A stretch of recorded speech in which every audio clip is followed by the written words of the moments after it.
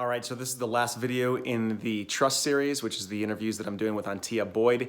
And if you've made it this far, you've probably watched videos 1 and 2. If you haven't yet, go ahead and click on some of the links in the description to watch the first 2 videos.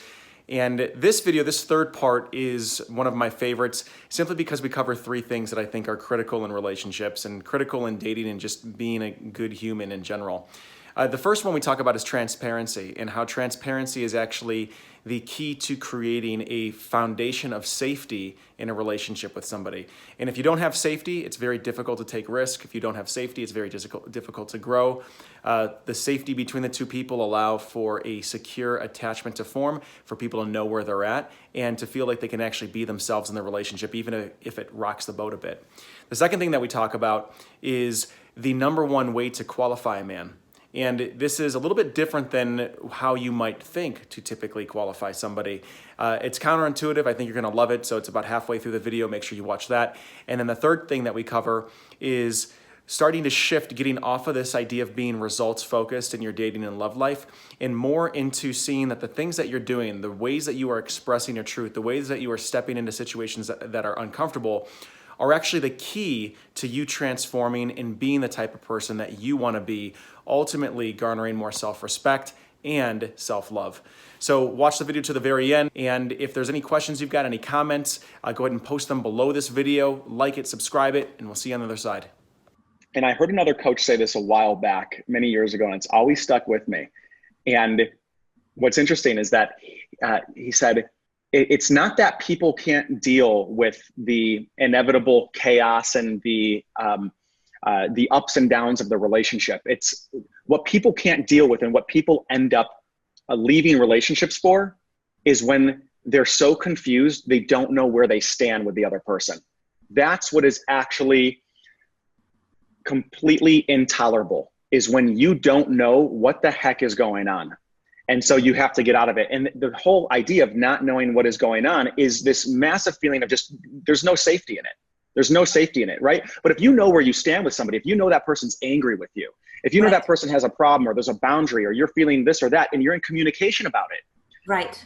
Right? You can have blowout fights. You can have times when you're taking space and the 2 of you are questioning the relationship. But if you're honest and transparent about it, there's a foundation of safety there, because at least you have a shared reality about what's going on. Right. But the moment you're lying to yourself and to the other person, and you're not in right relationship with the truth, there may not be these fights on the surface, but you're not on the same page. And that's often where relationships and connections end up just completely falling apart.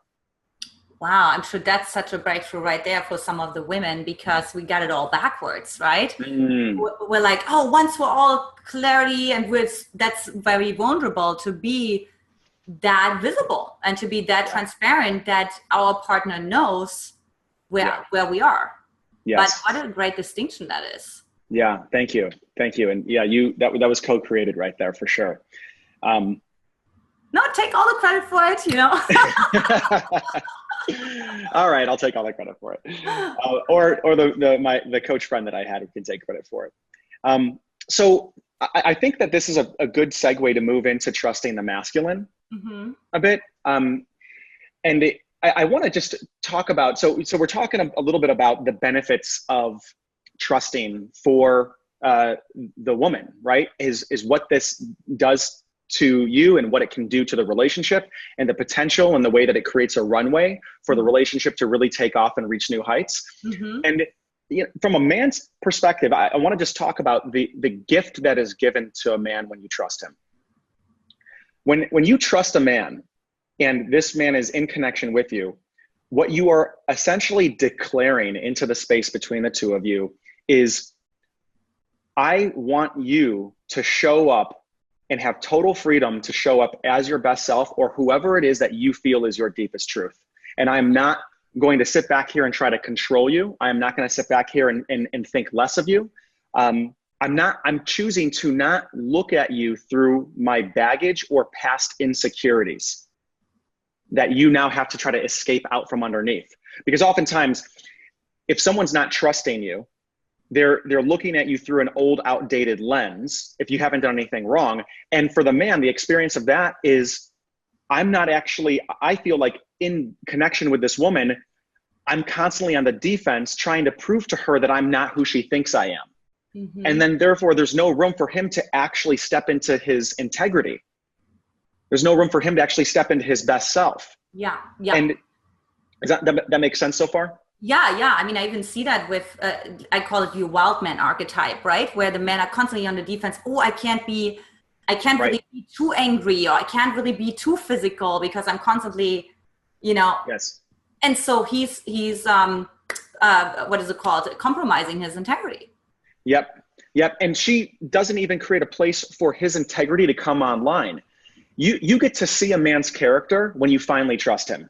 You actually get to see what a man is fully made of when you finally choose to trust him. And wouldn't it be great to know who you're dating? Wouldn't it be great to actually give the man the opportunity to show you exactly who he is by you just opening up and saying, okay, I believe you are the man. Yeah. I would prefer it if you don't prove me wrong, but I trust that here, show me who you are. Yeah. And see, the beauty of this is that trusting a guy then for a woman can become the ultimate way to qualify who are quality men and who are not.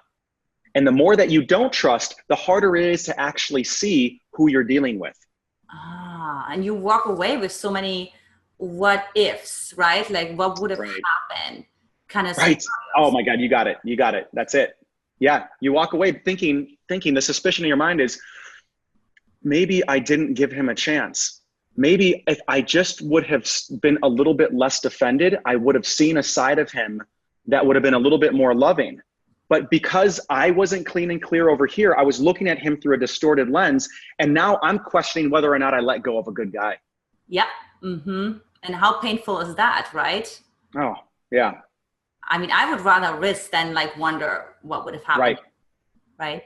And do you have a story of a woman that you worked with who you were able to help with that piece to really trust again? Yeah, I do.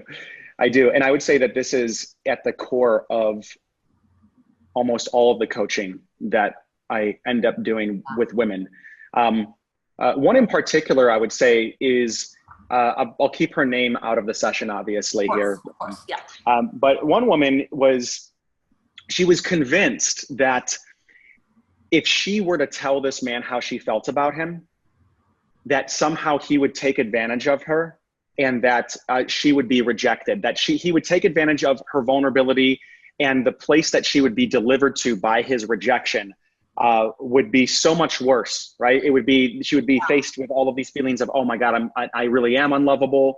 And all of these accusations that she had in her mind. So through helping her begin to see that by her showing up and bringing her voice, her heart into the relationship, in actually risking, it actually makes this guy feel safe enough to be able to open up and feel like there's actually a way in for him to lead. Right. See, it's very difficult for a man to feel like he's enabled to lead the relationship and to commit more fully and to devote himself when he doesn't feel like you trust him. Right. It's hard for him to be enabled and empowered to be a leader in the relationship. And so after our conversation, we discovered some of the accusations she had in her mind, some of the things from her past that had her stopping and in the way of her trusting that her voice and asking for what she wants would not be dangerous. She was able to go into the connection with him, and she ended up she wanted a 15-minute conversation with him because things were fizzling out at this point. That was the ecology of the relationship. Things were starting to fizzle out. They weren't moving any deeper. They had been dating for a little while. There was definitely a connection there, but things weren't moving forward. And so she was able to lay it out powerfully, not from a place of desperation, not from a place of, please, I want this, please give this to me, but more just like, listen, I haven't been fully honest, and I need you to know how I'm feeling.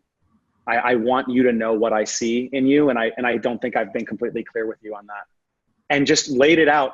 And next thing you know, the conversation turned into a 3-hour-long deep dive. And they were talking about their future. They were talking about buying a home in a foreign country. And everything began to just completely move to a whole new level there. And that was a result of seeing that these places that you're often afraid, and these things that you're often afraid to say, that fear is actually a sign that it may be a portal to deeper intimacy. Yeah, totally. Like I sometimes call fear like the last minute ego freak out. Right. So where like the ego is like, it's like that last chance, last call when you're in a bar, right? Like I love that. That's I say, oh, this is great. You're freaking out. This is awesome. There's going to be so much goodness on the other side. Right. But I know it's easier. I know it's easy for me to say that I'm on the other side. So I get the fear. And I have to tell you, I had a situation with that with a guy before I met my husband who I told how I felt. And he was in tears. I mean, he ended up picking someone else because when he started seeing her and whatever. But just something magical happened. And I had that same story. I was like, are you talking about me? Because I had that same story. Yeah. I can't be emotional with men. When I just smile at them, they will know I'm interested. So I need to make sure I'm always sort of aloof, almost half walking away, and that was like my biggest breakthrough was when this guy was like in tears pretty much. And he's like, I've never had a woman be that like present and open, emotional with me. And honestly, afterwards, I didn't know if he told me that he wants a relationship with me or not, because just that deep bond, that authenticity and that trust, that was built, that was actually true love because it was not an agenda. Wow. Right? There was no agenda because he went with someone else, but we both still were like so open with each other. Wow. Because I could have said, oh, in that case, okay, but you know what I mean? Like I'm closing my heart, right. but I stayed open, right? There it is. That's it. And Antia, it's like one of the most important and I think critical things for us to learn as people. I know for me to learn, I'll speak from a subjective experience, but learning how to move into life and be committed to staying open and committed to having an open heart, regardless of what is happening out there. Yeah. And not allowing something outside of me to make my heart close. Yeah. Right. But keeping it open and realizing that maybe the truth of what's happening in that connection with that man isn't a committed, monogamous, long-term relationship. Perhaps the truth in that moment is you learning a valuable lesson about how to honor courage in your heart over fear. And in that moment, Antia, I have no doubt that you probably transformed from actually stepping into that and saying that. And you are no longer, from doing that, the person you were before that is markedly different than the person you are on the other side of that. And that is the result. Not whether or not this guy's saying, oh, I want to be in a relationship with you now, right? But the gold is within you now. And that's, I think, something I want to just underscore for anybody listening, that all of this, there's so many gems and pearls when you speak your truth that have they don't have to, the gems and pearls aren't in the result that you get from making other people do things. Right. It's from who you become on this journey. Oh, 100%. That it's so true. It's absolutely true. All right, that's the final video in the Trust series here with Antia Boyd. If you liked the video, please like it. Please subscribe to the channel. Ask a question in the comments below. And if you're looking for more information, if you're looking for more insight and knowledge to take your relationships to the next level, go ahead and click the link below this video in the description. I've got one called The 8 Secrets to Create a Rock Solid Relationship, which is a PDF that will be sent right to your email.